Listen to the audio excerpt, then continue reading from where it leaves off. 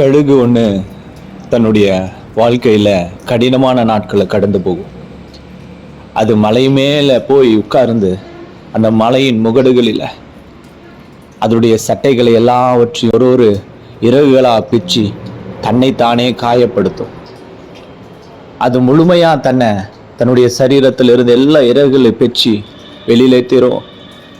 அது இந்த இயற்கையால், மழையால், உணவில்லாமல், தண்ணீர் இல்லாமல் பல நாட்களாக காத்திருக்கும். அது ஒரு நாள் மறுபடியும் தன்னுடைய இறகுகளை பெற்றுக்கொள்ளும். அது ஒரு புதிய இறகு. அந்த இறகினுடைய மகிமை அதிகமாக இருக்கும்.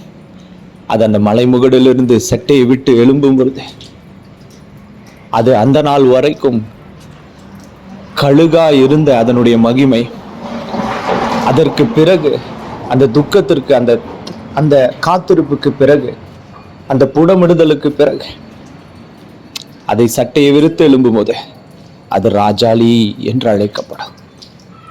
ஆமா, உன்னுடைய வாழ்க்கையிலும் தேவன் ஒரு உயர்வை வைத்திருக்கிறார்.